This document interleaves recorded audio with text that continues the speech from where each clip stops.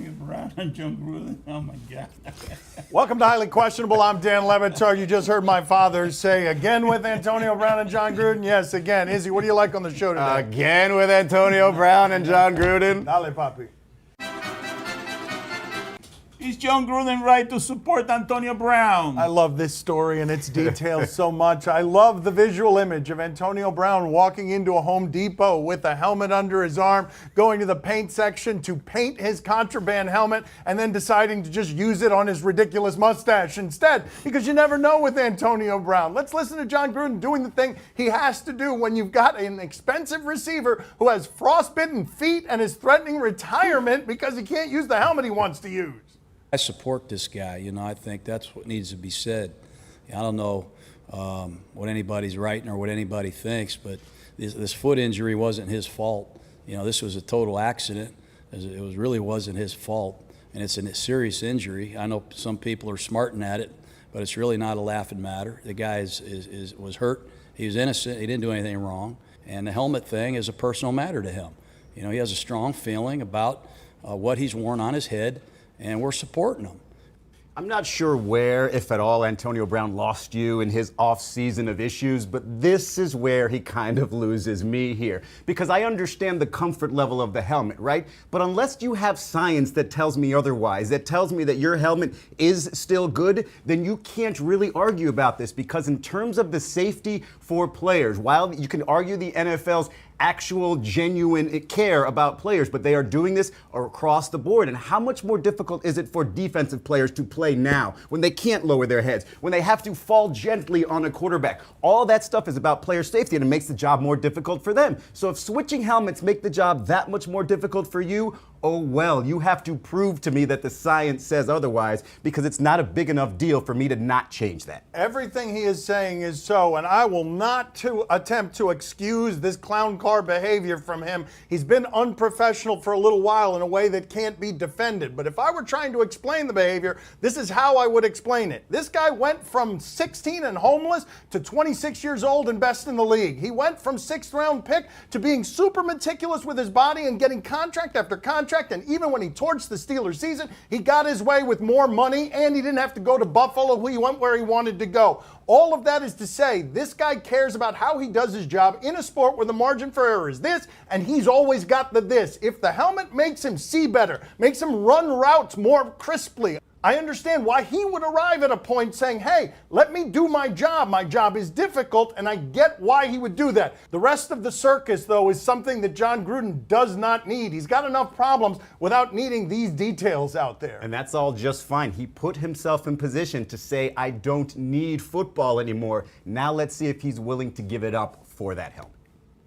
Man, I know how Antonio feels. You know, change is very difficult, hard. I've been wearing the same underwear since 1974. Okay, very you good. I can see his point. Okay, I can see it too. Why is that so difficult? Is Dak Prescott nuts if he actually turned down $30 million per year? This is a Mike Lombardi report, and I love that he made the report, and he also reported that he'd be nuts to turn that kind of money down, where he's creating all of his own content, both the news and the opinion to have about the news. This would make Dak Prescott Matt Ryan money, 6th best in the league, and he should be happy with that much money as the ceiling continues to climb, and a mediocre quarterback can get $25 million. Now, I happen to think that he's Andy Dalton in a better offense with a better name and younger. But if he can get $30 million a year, Izzy, I don't think there are a lot of people who would say he shouldn't take that.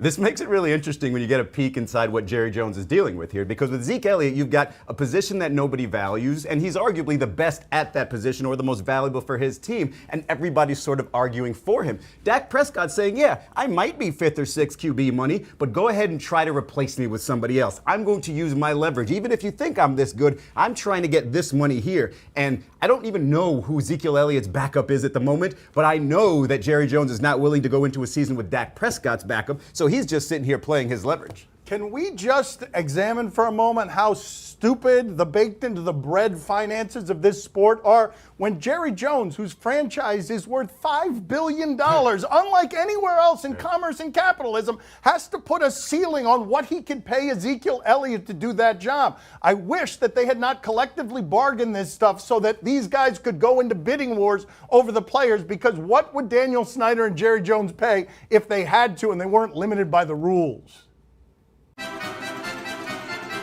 Is Brian Flores in a no-win position with Kenny Stills? This is a very difficult assignment to have before you have coached your second preseason game as head coach. You've got a largely black team and a largely black coaching staff, and you've got an owner who is giving money to these people, and Brian Flores is stuck between the owner and Kenny Stills, who's telling you, now is side-taking time. If you're doing a Trump fundraiser, then you're not with Kenny Stills, who's kneeling during the anthem still. And what I find fascinating about this, Izzy, is what do you do if you're this coach? You say what Brian Flores said, which is, I wish he'd gone to the owner first, and I still support Kenny Stills. But the problem with that is Kenny Stills wants all this out in the light. If you go to the owner first, it doesn't get out into the light. And Brian Flores is in a position where he has to keep this team that he just inherited, and he's got to please the man above him. It is a really difficult spot for any coach, especially a black one, though. Almost impossible. And everybody can understand Kenny Stills' position, saying, listen, to Stephen Ross, you can put racial equality above whatever your financial interests are. So therefore, don't give money to somebody who is saying, hey, perhaps racial equality is not even high on my list. And Brian Flores is essentially telling Kenny Stills, hey, do the same thing. Put your financial/professional interests ahead of what's meaningful to you personally. And so Kenny Stills is saying, I don't really understand this, because racial equality is way more important to me. Social justice is way more important to me than my job. So I want this all out in the open. Like,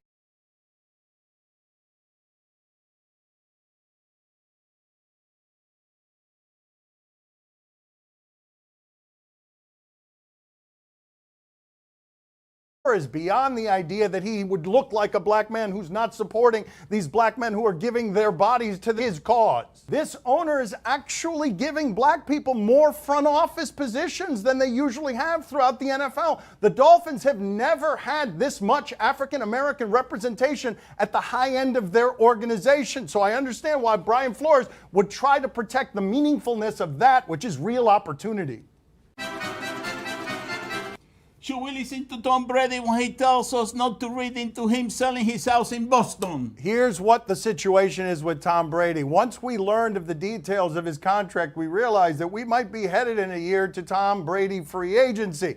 And this house being sold adds smoke to where you might think that fire is.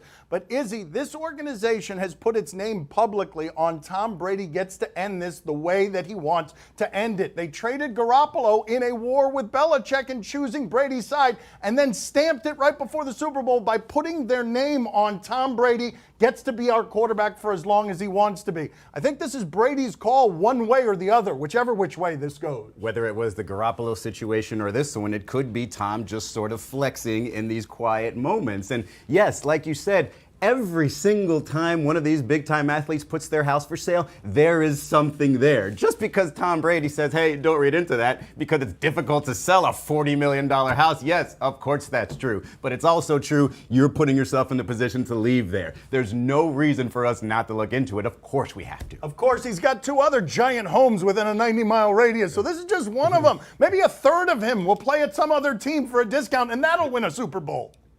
You know why he's selling his house? Because he's moving into a nursing home. He's old, man. Wow, a nursing He's home. old, you know? Assisted living. That's right. Hey, take things off of his mind. Let other people take care of him while he's playing. He's going to win a Super Bowl with a nurse chasing after him with a bedpan.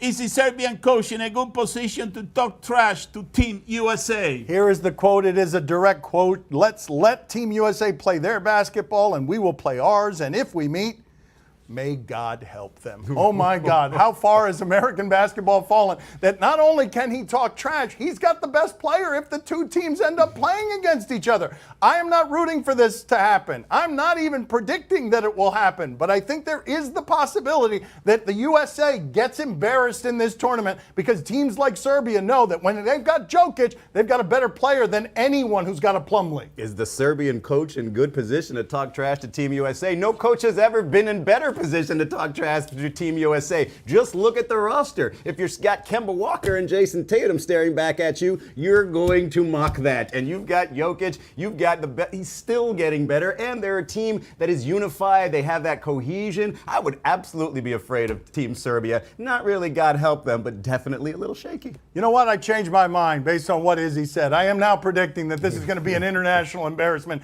for the American team. This is the weakest squad we've sent over there this century, and the other teams in the world, they're a lot better than they used to be. Team USA is not worried about the Joker at all. They're worried about the other guy, Boban. That's the guy you got to worry about. What kind of answers you got for Boban? That's right. What kind of Plumlee? answer you got for Boban? You don't got an answer nothing. for Boban. You don't have any answer. He would make the Team USA roster. Coming up next on my son's TV show. This is the biggest upset in baseball in many years because the Orioles rallied to win this game. But in the top of the ninth, this is how Houston. Yeah, there's there. Right there. That is terrible. Oh. My son's TV show is brought to you by Geico. 15 minutes could save you 15% or more on car insurance. And we question. Wow, he's really giving you some sass. Do you question the right fielder's effort? Oh, the effort or the achievement? Because we're going out to Orioles baseball. If you're not familiar with Orioles baseball, they've been 9-1, down 9-1 for the last decade. Here, they're in a closer game, and their right fielder, this is the biggest upset in baseball in many years because the Orioles rallied to win this game. But in the top of the ninth, this is how Houston. Yeah, there's there. Right there. That is terrible. Oh. It is difficult to rev up the motivation if you're a Baltimore Oriole. Initially, when I saw this clip, I didn't see him mishandling the ball. I thought he was just taking his time out there in the corner, but that's kind of embarrassing, except it's okay because they came back to win, right? From another angle, though, if you're not watching that player and you're just watching what the ball does, it's like one of those weird things at a putt-putt course where it goes into the windmill and then it shoots out the other way and you don't know how it got there. That is not professional athleticism. We should use those in baseball, though. I have seen it going worse for a right fielder. No, you have not. Is this Canseco? What? Canseco. Give me Canseco. Oh, yes. man. Yes, glory be to God. Here it is. If you don't know how it finishes, get under it, Jose. He did get under it. There it is. Ladies and gentlemen, that is a home run off of the skull of Jose Canseco. He hit so many home runs. And one hit him. Do you question what was better, the pass or the finish? My father likes this guy, Derek Jones Jr. for the Heat. He can jump out of the building. Let's see what he does here. This is a Miami Pro League game of some sort. Oh, God. I mean, the defense was a bit suspect on that play. The pass looked like an accident, like it got stuck somewhere. He went off the glass anyway. But that's the beauty of playing with DJJ. That's what the kids are calling him, by the way. DJJ, you can throw the ball anywhere. He will finish. Anywhere. Oh, I can't wait for next season, buddy. I tell you, the Heat, they have their big threes. They have Jimmy Butler, they have Derrick Jones, and they got the other guy, Dion Waiters. You know? The other guy, One, Dion two, three, Waiters. that's right. 1, 2, 3. I'm telling you, they're Look in out, league. for the real stuff now. The real stuff is coming your way. 1, 2, 3, punch. Not 5, not 6, not 7, That's right. going up 8, 9, 10. So many No, championships. That's right. Or is that Eastern Conference seeding? Do you question if Big Baby made a memorable catch? All right, you know both of these players because you're familiar with their work, Big Baby and Nate Robinson. But if I were to have gone back into the 1950s and thrown these two body types on a court in front of you, you would have been really confused by what you were watching. Let's see what we have here at the end of one of these Big Three games. Oh, get him. No. Oh no! Oh no! The celebration is going to wrap up Big Baby Davis and take him to the locker room, too. Look at this.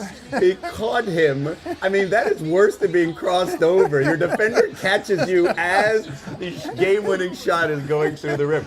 These two, I feel like they're linked together forever. In fact, I feel like Nate Robinson could play an entire game in a backpack on I was just going to say, if you put that on the court, both of those guys together, that would average like 25 a game in the NBA. If you just put Nate on Big Baby's shoulder and let him play that way. That is not my favorite Big Baby moment for this season. This is The ejection, was it taking his shirt Yes, off? Yes. yes, look at Yes. this. Do you want to see a shirtless Big Baby? Take a look at all of this. Yes. Hello to Mr. Knish. Do you question if this is luck or a skill? University of North Carolina basketball player. We're going to check in with her. This is on the women's side. What do we have?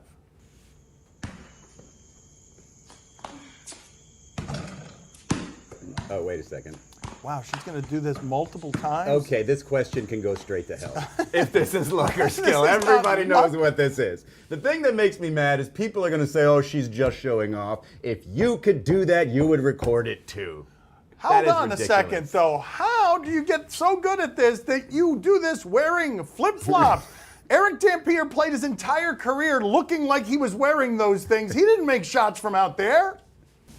¿Qué pasó? Maybe Ben Simmons should try shooting that way. It'll surprise everybody in the league. It would surprise everybody. They wouldn't be expecting it. If my life is about making music, my drive. Fun day. See? Oh no. That's me. I'm the elephant. You tell us what to watch on TV tonight. I thought these were the elephants. I'm the elephant. We These tell are- you if we're intrigued. You're the big Dumbo. Tonight on ESPN, Red Sox Indians. The Indians are really good. They beat up the Twins here, and here's Yasiel Puig. He plays for the Indians now. We like to show him running around the bases. Oh, that gets away from Crone. Puig can Uh-oh is lead exactly them how over you second should over react third. to that right there. Yeah, there's the old, that's 3 times in this series. 3 things happened, 2 of them are bad, and they've all happened bad. Was he for the waving He's goodbye? waving the batting glove. It's half on his left It's hand. not, yes, there it is, right there. Yes, lots of fun. Much more fun than playing for the Reds. Izzy, how about you? Are you intrigued? I will just watch him play for 9 innings and no one else. No one else. The Yasiel Cam. Papi, are you intrigued? Oh, see, I'm very intrigued. I'll tell you one thing. Yasiel, this is total package. You know, he can hit, he can field, he can catch, he can run, you know. He can fight too. He can fight That's right. as So well. that's it. That's it. right. He can fight too. 5-tool player. On Masson 2, Reds and Nationals. You might be interested in somebody who's playing for the Reds. We just told you about Yasiel Puig. When he went over to Cleveland, this guy came up. He's a 25-year-old rookie. Bobby, what's his name? Aristides Aquino. That is correct, and he's hitting home runs at an alarming rate. My father very pleased with himself, surprised even himself there. It doesn't look like there's going to be a lot of power coming from this body. That ballpark, a lot of people hit a lot of home runs in that ballpark.